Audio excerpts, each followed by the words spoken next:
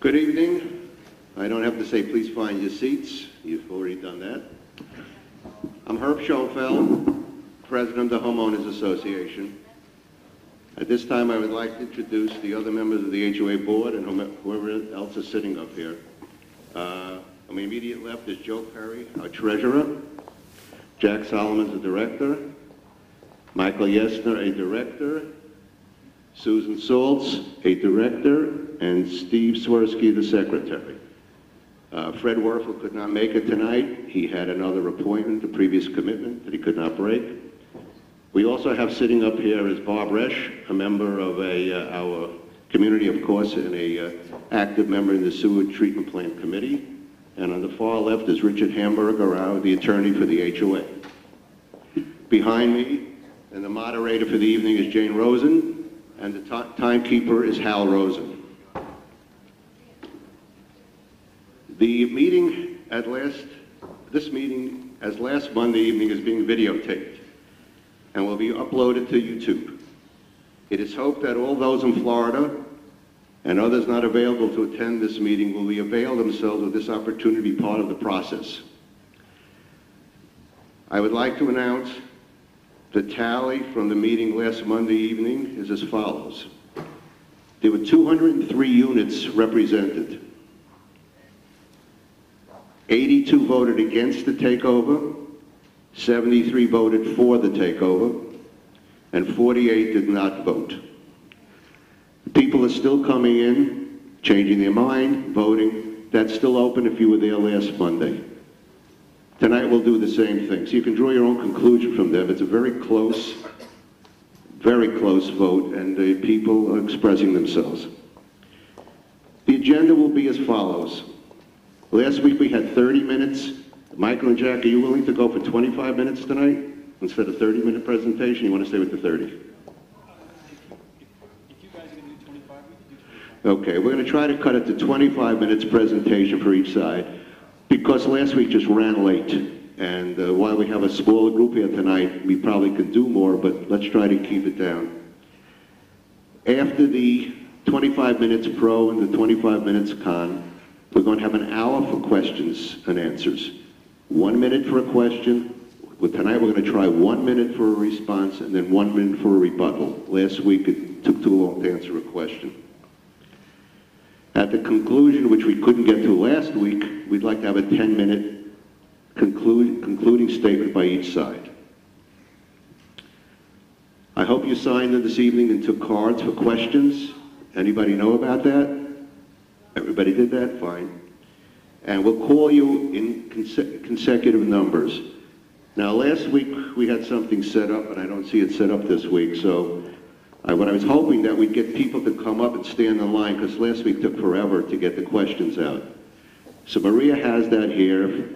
Please come up. If you can't stand, have somebody just stand in your place. We'll call the numbers in advance. You know where you have to stand. But if you can't get up, Maria will then bring you the microphone when your turn comes, and you can ask the question from there. At the end of the evening, there will be sheets in the back of the room or outside to sign if you're pro or against based on what you heard this evening. That tally will also be sent to the community once it's finalized, and we're giving people time to vote on that. We don't do it immediately, because this vote kept changing all week long, and it changed dramatically between Wednesday night into today from the last process. Because the legislator is asking us to have what they call a referendum. We have to work on that, and we're going to be working with the opposition to try to come up with what is a referendum. The problem we have is a majority of those who vote, is a majority, do we need 573 people, which is half the community, or do we need 573 yays or nays?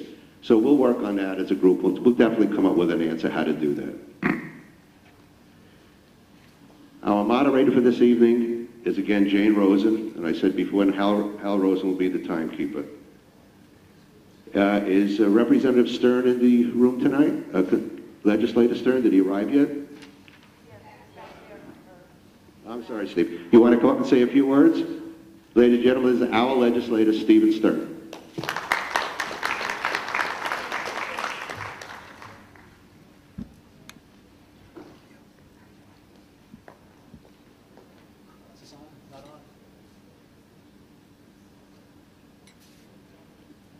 Herb, thank you. Can everybody hear me okay?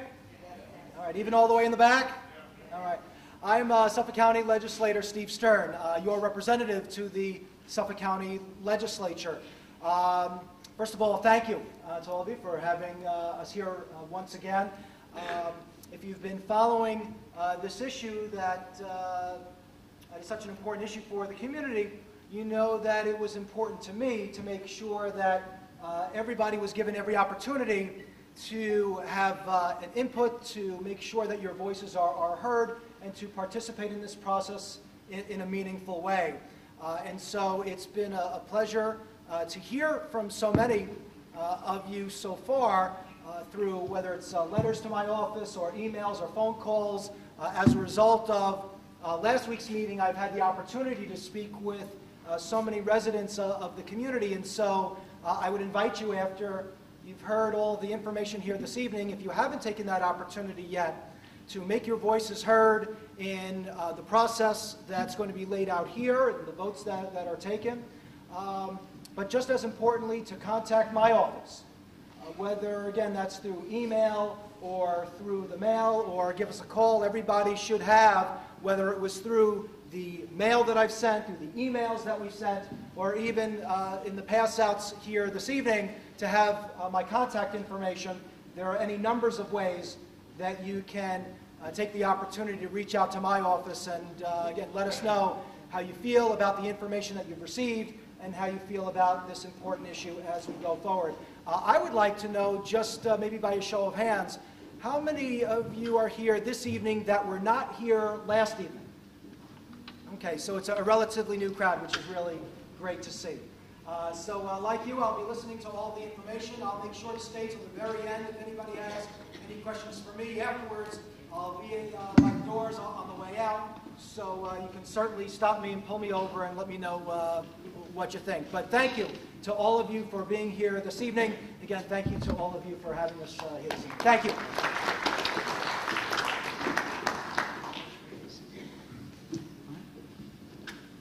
I have some interesting information that I just received about 20 minutes before I came in. That's why I was a little late.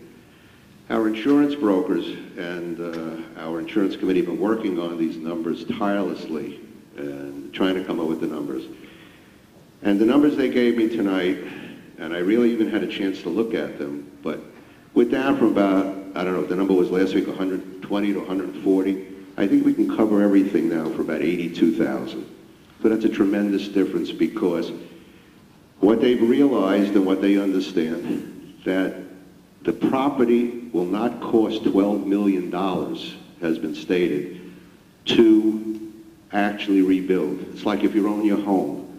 Your foundation stays. You don't have to rebuild your foundation. So it's down to about $4 million now, and they'll be able to cover equipment. We have excess umbrella coverage, pollution coverage, and if we get a phase 1 study, which we're hoping to do, it'll even bring the number down more.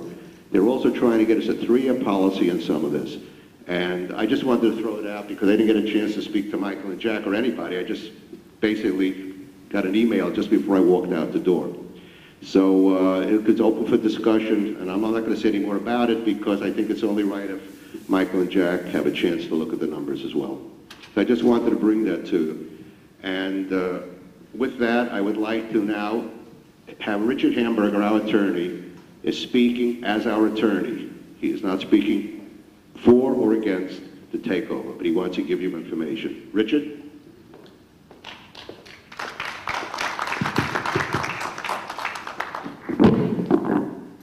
Good evening, everyone. My task here tonight is to give you the background and lay out what the choices are without advocating for either side. That's up to the board members. So here goes. The Suffolk County Legislature is holding public hearings on the county executive's proposal to create a county sewer district that would accept dedication of the sewer treatment plant that's currently owned and operated by the sponsor of the development, Greens at Half Hollow. The public hearing began on November 18 and was recessed to tomorrow, December 2nd, 2014.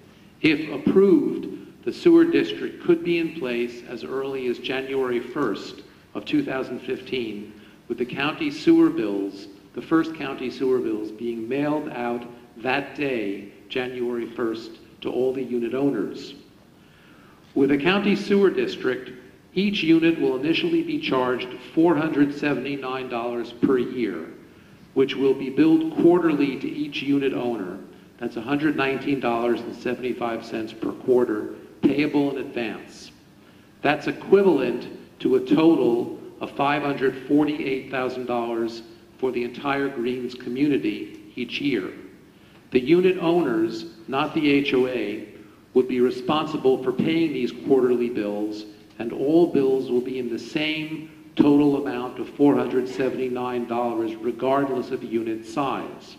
By contrast, the Greens community now collectively pays $308,880 per year, as opposed to $548,000 under the sewer district, which is on average $270 per unit compared to $479 per unit under the sewer district. And those payments, because they're charged to the HOA, paid by the HOA, and collected by the HOA in the form of assessments, don't fall equally on each unit owner. Since you pay charges to the HOA based upon the size of your units and the amount of the interest that's been allocated to your unit, villas pay more than Mirasols, Mirasols pay more than Medicis, and Medicis pay more than apartments.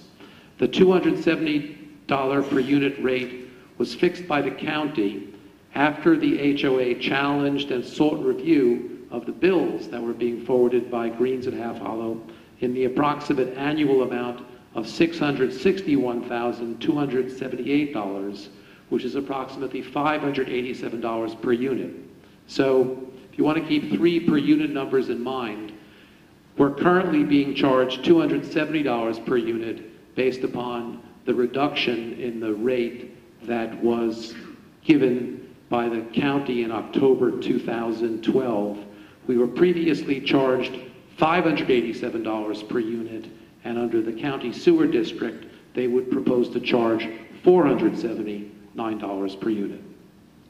Collectively, the charges under a county sewer district will be $112,000 less than the HOA paid to Greens at Half Hollow before the county fixed the rate in October 2012. With a sewer district, the county will be responsible for all costs of every kind, everything, except if repairs are necessary for the individual sewer pipes that connect the unit to the sewer main or a building to the sewer mains. That remains an HOA expense, but they're responsible for any other repair or replacement or casualty to the plant or any of its facilities. The county states that its sewer rates will increase by 3% annually, never more, but also never less. That's the structure of the county establishing these sewer districts in Suffolk County. They have a very financially healthy sewer stabilization fund. It's healthy today. It has $150 million, and they provide deficit funding for those sewer districts that over time don't generate enough money to pay those costs. And they do that by increasing everybody's rate 3% per year, no more and no less, in order to continue to have money for that equalization fund. GHH first offered the sewer treatment plant to the HOA shortly after the October 2012 STP rate reduction. The HOA board then retained the engineering firm of H2M to inspect the plant and estimate future operating and capital costs. No action was taken by the board on the report at that time. In June 2014, I received notice from the attorney for GHH that the plant would be abandoned on July 18, 2014. I brought that to the board's attention, and the idea of HO ownership was again discussed. At its June 12, 2014 meeting, the board established a committee to investigate and report on the feasibility of the HOA acquiring the STP and hired STP engineer Michael Chiarelli to study the possible takeover and advise the committee on how to proceed. GHH did not abandon the sewer treatment plant on July 18th, but instead pushed off the threatened abandonment date by 1 month to August 18, 2014. When that date arrived, however, I received notice that the abandonment threat had been withdrawn. It was about that time, August 8, that I learned for the first time that GHH was working with the county to establish a sewer district. I was told that GHH said it would not abandon the plant as long as the county continued diligently to work with GHH toward the establishment of a sewer district. Since then, I've been in close contact with the county about the future of the sewer treatment plant. One issue I repeatedly discussed with the county was the requirement in the Speedies permit and the STP agreement that GHH maintain 2 reserve funds for operating expenses and for capital expenses, and transfer those reserve funds to the county at the time that dedication of the plant was accepted by the county. A Speedies permit is issued by the New York State Department of Environmental Conservation, DEC, and permits the discharge of waste into the groundwater. The STP agreement is the contract between the county and GHH regarding the STP. The county has fixed that total reserve amount at $425,000, $350,000 for the operating reserve, and $75,000 for the capital reserve. I wanted to know in my conversations with the county if GHH would transfer that $425,000 as required to the county in connection with the creation of the sewer district, and if so, why wouldn't GHH transfer that same $425,000 to the HOA if the HOA took title? The answer the county repeatedly gave me was that GHH claimed that it had spent its reserve funds and didn't have any left, although the county would keep pressing for those reserve funds, and that GHH simply refused to turn over any reserve funds. The bottom line to my dismay was that the county was willing to accept the plant without receiving the required reserve funds. At the public hearing on November 18, 2014, however, which is just last week, Denise Coyle, representing GHH, said for the first time that GHH would turn over the $425,000 reserve fund to the county. Therefore, the HOA expects that if it acquired the STP, it would receive that money too. In my view, this is the first time that an acceptable deal took shape for HOA ownership. Transfer of the sewer treatment plant along with its $425,000 reserve fund, and that only happened on November 18th. It's my legal opinion that the HOA has the capacity to own and operate a sewer treatment plant, and that nothing in the organizational documents or the not-for-profit corporation law prohibits that. Neither a vote of the membership nor a referendum are legally required. Rather, it became clear on November 18, when the issue was being discussed at a public hearing by the Suffolk County Legislature, that the legislators were very concerned about what the sense of the community was. Did the community support the majority of the board in moving forward to acquire the plant? So although not a legal requirement, it is still an important element to the county legislators who have the issue, the legislators who have the issue before them. Other relevant legal points are as follows. The STP has been irrevocably offered for dedication by GHH to the county. This is a provision of the agreement that GHH signed with the county in connection with getting approval to build the plant and develop this community. GHH cannot force the county to accept that dedication. They can't force the county to take the plant. It's for the county to exercise the right to take the plant at the county's initiative. On the other hand, the county cannot compel legally the current owner of the plant, the sponsor GHH, to transfer the plant to the Greens. There's no legal basis for the county to do that. So it's kind of a standoff. On the one hand, the sponsor who wants to get rid of the plant can't make the county take it. On the other hand, the county can't make the sponsor deliver it to the HOA. It has to be agreed. And thirdly, if GHH were to abandon the sewer treatment plant as they had threatened, that would be a violation of their Speedies permit and the DEC has in writing notified GHH that it will be subject to daily penalties of $37,500. So everyone is sort of locked in place. They can't really abandon the plant because of the threat of heavy fines, or if they did, they would get these extremely heavy fines.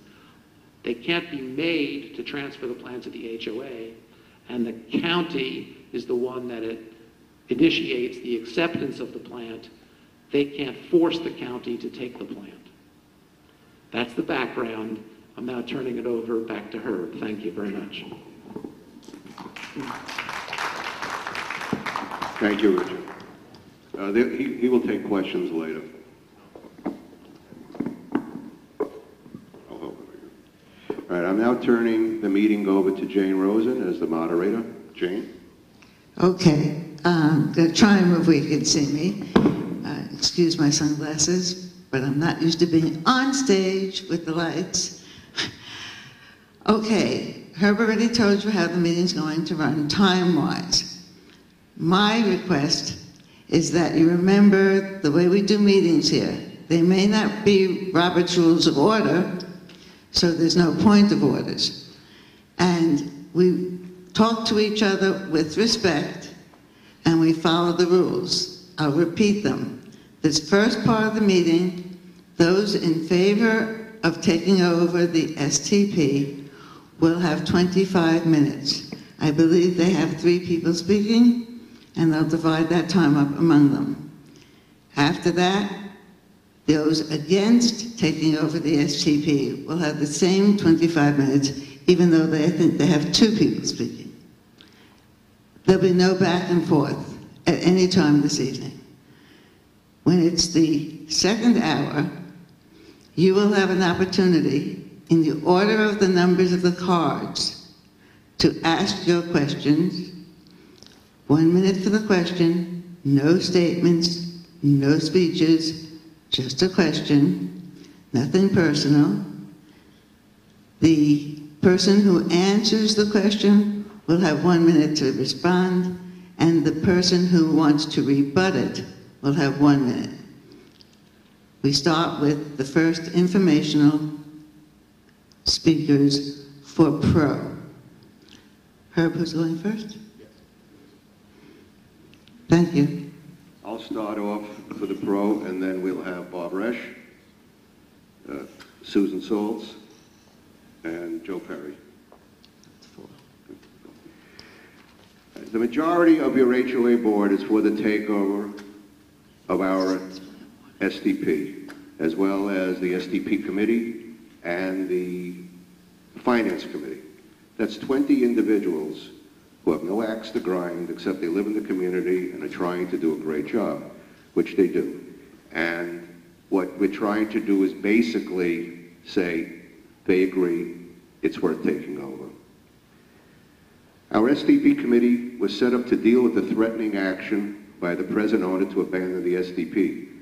The latest was to take over on July 18th, which Mr. Hamburger said. Once the present owner was informed that the penalty will be $37,500 a day, they left and came at August 18th, and now we're up to December 31st. The county, worried about the health and safety considerations, decided to propose a takeover by the county and set up a sewer district to protect the residents. Completely understandable. In the meantime, the STP committee started working diligently, understanding the cost to our community would increase dramatically if the county set up a sewer district. With Fred Werfel and Bob Resch, professional engineers having experience in construction and usage of STPs, and Guy Salvato and Murray Lieberson, experts in this field, as well as other quality individuals, they reviewed the current STP, read all the engineering reports, and came up with a conclusion unanimously that the STP is in good physical shape, and Bob Resch will talk about that later. Our community will be hit with an additional sewer charge of $247,946, and I don't care how it's broken down, bringing our total to over $550,000 for the year. This increase brings us no additional services. This does not include a built-in 3% increase each year charged by the county. The directors of the HOA against the takeover of the STP are quoting from an engineering report. which states that if you really read it, the STP is in good working order. They say no. They pick out language to make everything look bleak. Are they engineers? No. They also quote from different legal documents as to our right to take over the STP and disagree with our attorney. Are they lawyers? No. They have created an atmosphere of tension in the community where there should be an ongoing, meaningful dialogue. They talk about a $12 million disaster, which I told you does not exist. Where did that number come from? FDR said it best. We have nothing to fear but fear itself. Does anybody believe we'll be struck by a meteor or hit by an earthquake? We may as well stay in bed and never wait for the end. It's not going to happen. I have heard the concerns from our residents as to what would happen if a catastrophe occurs in our community regarding the SDP. As you will hear later, we are starting with a $425,000 reserve and we'll be adding to it each year. It is our STP budget. The HOA and STP will have insurance, as I just explained, to cover every conceivable thing that can go wrong, including business interruption insurance, which means if something does break down and it can't work, we now have money coming in to pay another facility we can hook up to without any cost to us. It's all covered by insurance. Remember, if we pay the extra $250,000 a year, in 5 years we're paying an extra $1,250,000 for no reason. Absolutely no reason to do that. Health, safety, controlling our costs are our main concerns. The HOA is the largest contributor to the SDP, and we should be able to own and control the SDP, as we have a vested interest greater than anyone else. You've heard all the reasons to support the majority HOA board members in going forward. We are residents and stakeholders as you are. It has got back to me that there are people in the community who think that Joe Perry and I are liars. This is very hurtful. We have worked more hours than you can imagine to get at the truth in this situation. The reason we delayed getting this information to the community was that all the facts were not in. We did not believe in bringing them to you in innuendos. The 5 members of the board who feel that this is the right direction for the community are not in a war with the 2 directors opposed. The furthest thing from our minds is to divide the community with neighbor against neighbor. In fact, the entire board is working to devise a proper system for the community to have a referendum on this issue, which is not called for in our bylaws. We have a fiduciary relationship to the community, and we will be remiss if we do not do our job properly. Thank you.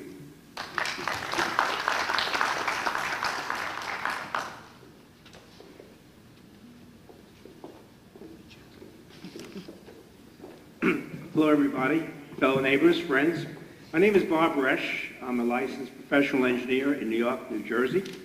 I want to summarize some of the points I made last week. First of all, we visited the sewage treatment plant earlier in July and found it to be in surprisingly good condition. It's clean for a sewage treatment plant. It's odorless. It's very well ventilated. It's very organized. We were very pleased. There are reports. H2M has put out reports. That's an engineering company that your board hired to do a full-scale investigation and inspection of the plant. And they found several pumps that are beyond the manufacturer's suggested life, which means they need to be rebuilt.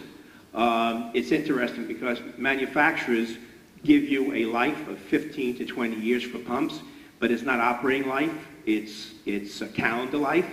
We have complete redundancy in the plant. Wherever there's a pump, there's a second one, and the operation goes back and forth between the pumps, so they're really half the time they're operating. So the plant happens to be in good condition. There are some repairs that need to take place, and in my opinion, the current sponsor delayed those repairs to save money.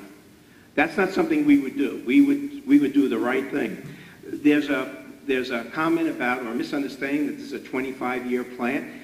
It's not a 25-year plant. This is a 40, 50, 60-year plant with ongoing maintenance, an annual maintenance program, and a long-term maintenance program. And these are funded from the operating budget, and they're also funded from the replacement, the equipment replacement or capital fund that was mentioned a little while ago. This fund, including the operations fund, is worth about $420,000. Give example of plants that have operated for many, many years. Newtown Creek has been operating for 50 some odd years. The Bergen Point sewage treatment plant, which serves Babylon, some town of Islip, and a piece of Huntington, has been online, activated in 1981. It's been running for over 34 years. The sludge that's pumped out of our sewage treatment plant goes to Bergen Point for further processing. That plant's been operating for over 34 years. There's been concerns about the piping system. As Herb just mentioned a little while ago, no matter who runs this plant, we're still responsible for the lines that come from the individual units to the main. So it doesn't make a difference who owns and operates the plant. Secondly, our piping system is 12 years old. Our piping system is a baby. The U.S. EPA has a fact sheet, anybody can check it out, that talks about the average age of pipes that failed, underground mains that have failed in the U.S. The average age is 47 years. So our piping system is new. We don't have to be concerned about pipe breaks. We're not alone. We have a consultant, Michael Chirelli, who was mentioned a little while ago, who represents 63 privately owned and operated sewage treatment plants in Suffolk County. Totally, there's something like 180 of them.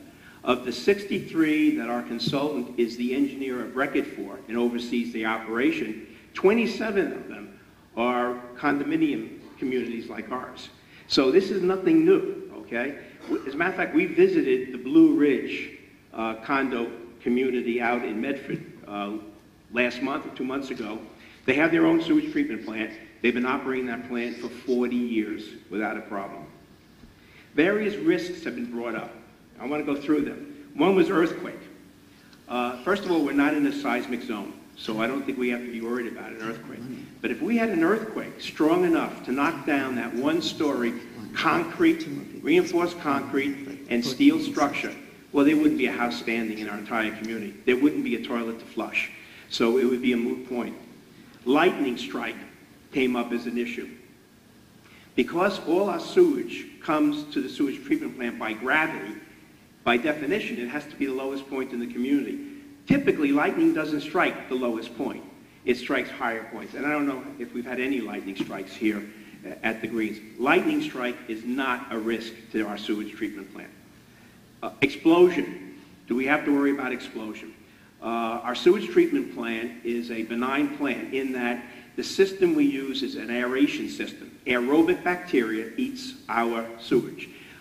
We pump air through it, and the byproduct is water and sludge, which is pumped out of our plant. There are sewage treatment plants that have digesters that produce methane gas. That's not our plant. That's typically municipal operated plants, huge plants. We have no digesters. We have no explosive materials in our plant. We don't store explosive chemicals at all. Plant is very benign from that point. I just heard about miscellaneous breakdowns. I want to point out that the plant, for all equipment that operates on a continuous basis, there's a redundant piece of equipment. So if one goes down, the other one starts up. Your sewage treatment plant committee and the independent consultant we have, Michael Chirelli, have both suggested there's a few critical pumps where we'd like to see an additional shelf pump, if you will, to provide even more redundancy. From a technical and risk position, there's no reason why we cannot take control of our own sewage treatment plant. And this is my opinion, and the whole committee agrees with that. We are the stakeholders.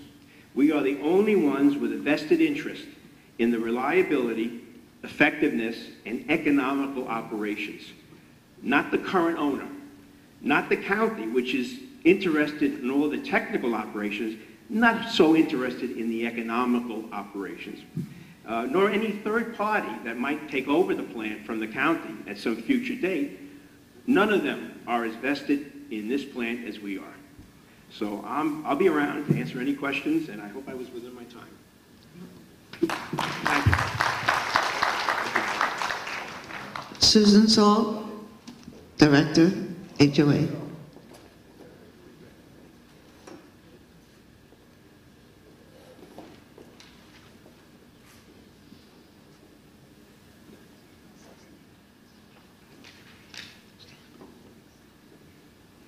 Good evening, everyone. I'm very glad to see how many of you are here, especially since we had a big turnout last week, so this is great. I want to talk about first what I heard, something that Herb mentioned and I heard from some of the people that attended last week. We have differing opinions. You have an opinion, I have an opinion, this one has an opinion, whether we should take over the STP. But you must please remember that all of the members of the board are your neighbors. Every one of us has the right to pursue whatever option that we think is the best for our community. We're all concerned about our community, but our opinions may differ. That's no reason to yell, to harass, to be nasty, to call people liars. I mean, we just have to respect one another, as Jane said earlier. I want to talk about my limited experience with STPs. I'm not an engineer, as you know, I'm an attorney.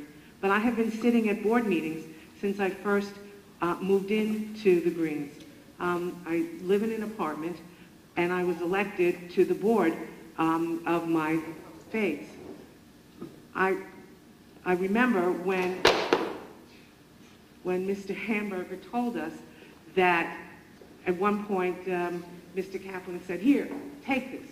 Take the STP. You know, I don't want it. You take it." And that was like a shock. Could we? Should we?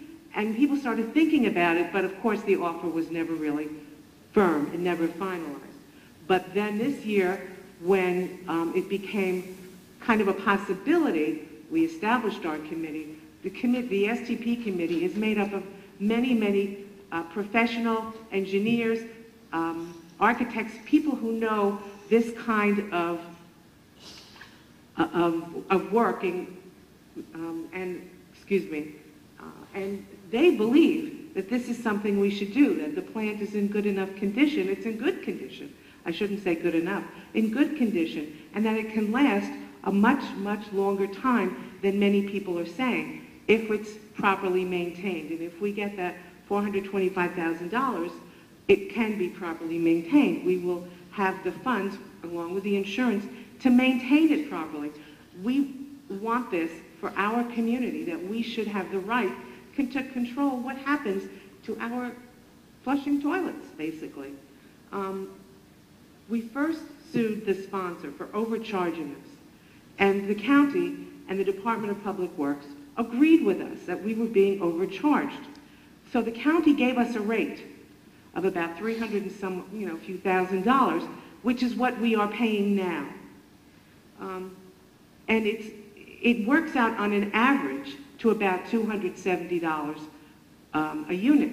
However, our prospectus and our bylaws call for all charges to be prorated. And if you have your prospectus, you go home and you look at the percentages, the apartments pay a small percentage, and the villas, because of their size, pay a larger percentage. If it were all spread out, again, it would be $275 a year. And however, the apartments are now paying through your HOA fees about $140, $150 a year. So if that goes up to $479 that the county wants to charge us, and has already told us that they will charge us, that's like $330 more a year, or almost $30 a month more than what you're paying, and you're going to have to pay it out of your own pocket, not the HOA's pocket. You're going to get your own bills. If you're living in a villa, it's not that much. You're already paying about $447 a year, and that's going to go up to $479. So that's about $32 a year, not even $3 a month. If you live in a Mirasol or a Medici, you're paying either close to $300 or about $260 a year. They will average out to $270. So especially for the Medicis, that's an additional $218 a year. For some people, it's not a problem. But for many of our unit owners, our residents, our neighbors, whose incomes are fixed, that's an additional increase that they didn't want, that they won't need to come out of their pocket if the HOA takes over this. And the HOA takes over it, we will care for our own property and our own assets. So I urge you to really think about that. Fiscally, it makes a lot of sense for us to do that. And if you want to just take one look at something that was handed out to you today, a memo to the Suffolk County Legislature from Joe Perry, gives you the amounts that people are actually paying, not the $270, which is an average, but the actual amount that you are paying. And you will see what the difference will be, and it's going to come out of your pockets. So I urge you to think about it, and thank you very much. Joe Perry, Treasurer of the HOA.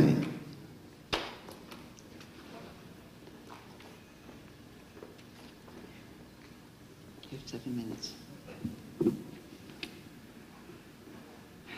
Welcome, neighbors, friends. I want to thank you all for giving up your time to come.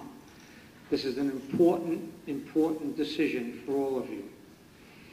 You know, we struggle very hard as treasurer to be successful over the last 2 years where we've had a budget in the black at all times, where we've been able to save $250,000 and $300,000 in our reserves consecutively for 2 years, where we have all bills paid current and no outstanding debt, a credit line of $500,000 that we've never had to use. I want to thank you all for that, because the demands that you make on the board determine what we could afford to do. And you've all been reasonable and kind and understand, so that when the time comes that this should be given to the municipality, we will be burdened with $685 per day in addition as a minimum number going forward forever, compounded yearly, and it'll be a burden put on all of us. Not equally all of us, but all of us. My portion now, if the increase goes through, is $3.23 a month. Now, we had a great Thanksgiving, so I think I paid for the next 4 years. But the fact of the matter is that there are some people who are going to be hit with hundreds of dollars. In the apartments and the condos, it's an increase of 240% over what they're paying now. Those costs are tough. So Herb went ahead and formed committees. An STP committee was formed, and on that committee, after going ahead and studying this plant, engineering reviews, other plants, 100% of that committee feels that this is in the best interest to take over. Budget and Finance. Budget and Finance, headed by Bill Mullins, who was Vice President at Citibank, controls $1 billion and has 10,000 people under him. He and his committee voted 100% that it's in our best interest to take over this plant. After thousands and thousands of hours, the board voted. 5 members of the board feel it's in the best interest for this community to take over this plant. The plant will give us an additional 8 acres of property, some of which is not used at this time. It has the potential for $3 to $6 million of additional capacity. The situation is now the plant is operating at about 60 to 70%. Gives us a lot of versatility and the opportunity to have backup equipment as needed.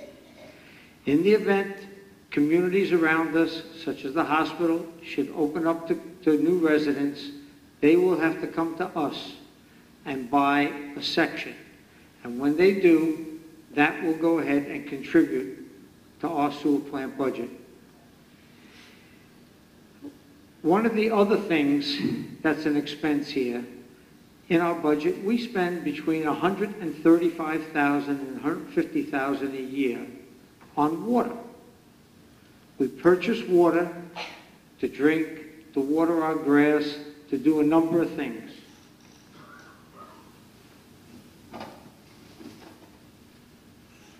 It surprises me when you can get this for $3 a gallon and this costs you over $6 a gallon.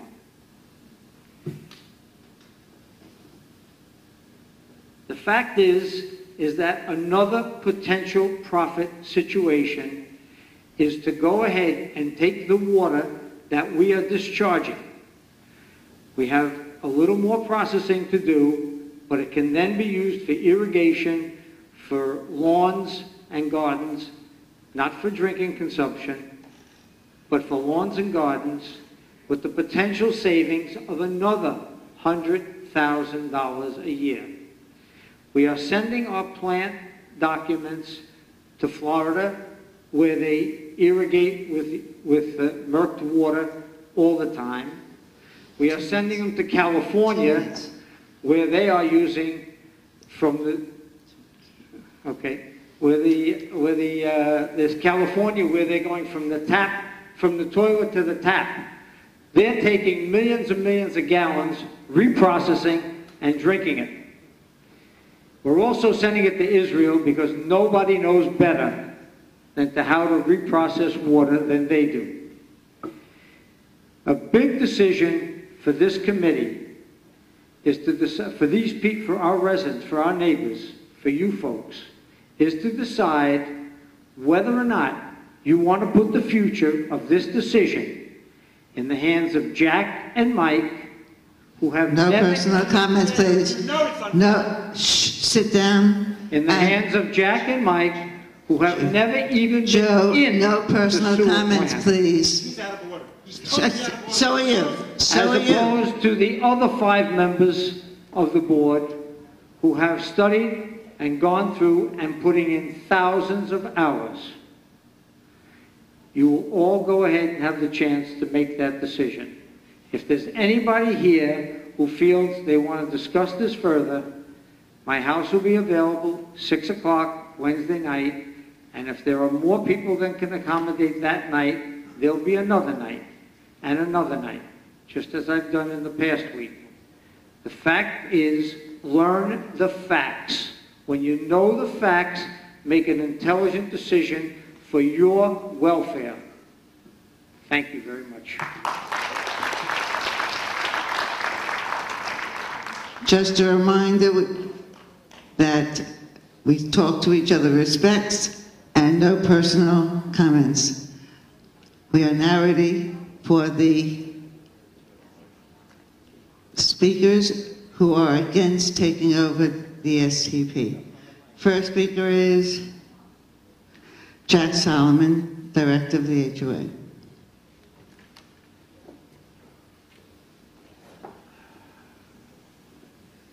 Good evening, ladies and gentlemen. Thank you for showing up. And Legislator Stern, thank you. I hope you received all the emails that I sent you today, along with Michael. We wouldn't even be here today talking about the sewer treatment plant if it weren't for these 2 pieces of documents. The first document is in our offering plan, which I brought before the board, not this board, a board long before they were about 3 years ago, I'd say. This is right out of our offering where it states, sewage in the community will flow into an on-site sewer treatment facility to be constructed by the sponsor, which will be dedicated to an agency of Suffolk County. I presented that to Richard Hamburger, our attorney.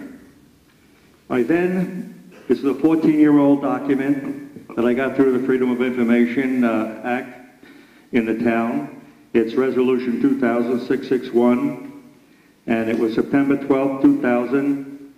It brought up by Councilman Steve Israel, Supervisor Petrone, and it was okayed by all the people on the board, Bud, Cuthbertson, and Scarpelli Riley. And I just want to read one short section out of that. The appellant, that's Kaplan at the time, will upgrade the existing sewer treatment facility and the approximately 15.5 acre site will be dedicated to the Suffolk County Department of Public Works to operate and maintain the facility. Our lawyer then started a lawsuit in Supreme Court that ended up before Judge Pines, and her decision not too long ago. Oh, I might add that this June will be 3 years when our attorney got up on this very stage and said Jack Solomon gets full credit for bringing the sewer treatment plant lawsuit. It's the best lawsuit we have, and by God it was. We were paying $55,160 per month on our water bill to the sewer treatment plant.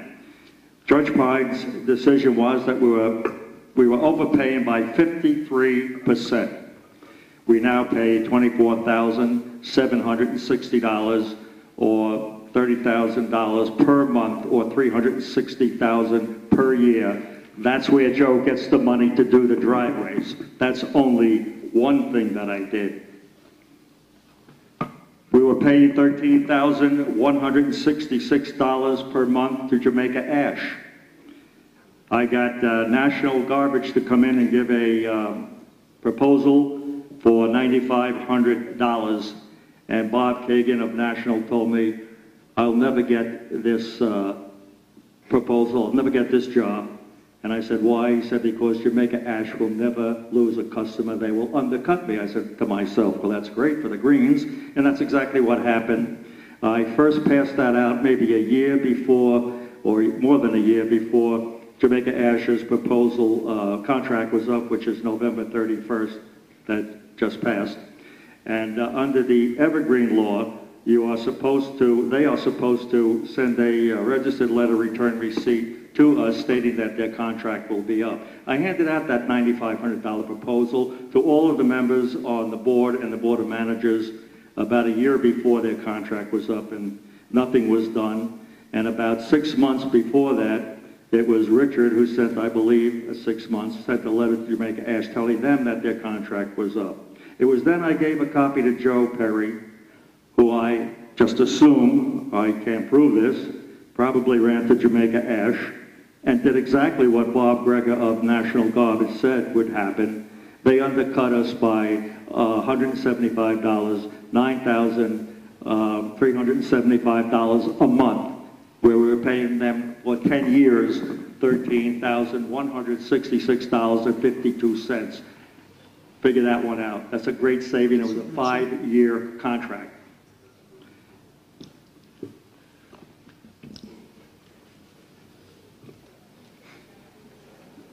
Now, in addition to that, the other, where I saved a lot of money was, we remember Barbara Lendiner of Delcap?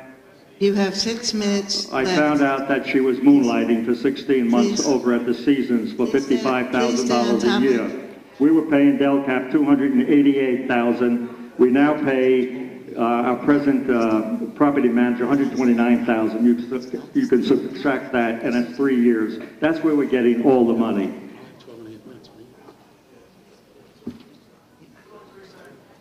I just want you to try and stay on top of it because you're losing over time. Stay on top of it. You have 6 minutes left. I addressed the, just let me go into a couple of things here. Whose idea was this to take over the sewer treatment plant?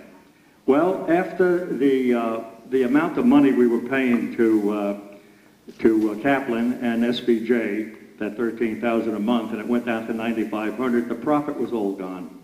So sure, they want to get rid of that sewer treatment plant. They're not making any money at all. And about a year ago, November, at a meeting, HOA meeting, our lawyer, Richard, said that he received a letter from Mr. Rosenberg, who is the attorney for Kaplan, stating that they wanted to walk away from the sewer treatment plant on December 31st. Well, our lawyer said, this is great. We could take over the sewer treatment plant and make money. My question to him was, how can a non-for-profit corporation, as our HOA is, make any money at all? And I really don't remember his answer, something about we can get some people and form a corporation off the property, but I said we'd still be getting the profits in the not-for-profit corporation, the HOA. But he was the one that was for taking over the sewer treatment plant because he said there's 130,000 capacity that we could still take in, and we could make money off of that. And I said, well, where do you know of any land that's vacant where 1,000 units are going up that we could sell this 130,000 to? He said, well, maybe in 5 or 10 or 15 years. I said, I won't be around in 5 or 10 years. So it was his idea. Now, something that our accountant president never mentioned to you, that the money that you would be paying to the county if they took it over is totally deductible in your income tax. And I think Steve Stern will back me up on that one. Is that correct, Legislator Stern? Is he still here? Are you here, Steve? Isn't that correct, sir?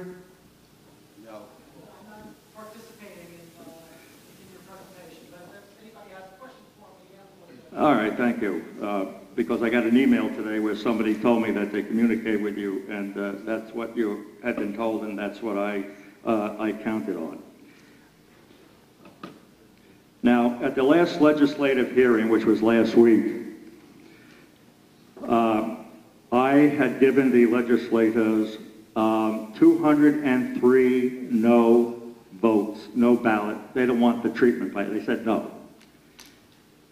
I have walked around for 2 days over the weekend, and the Metamucil exodus has been complete, and everybody's in Florida, so it's very difficult to get more votes, no votes, but I managed to get quite a few, which I will not tell. I won't tell you the number, but tomorrow at the legislative hearing, I will hand in those the number, and you will know the number, and it's quite high.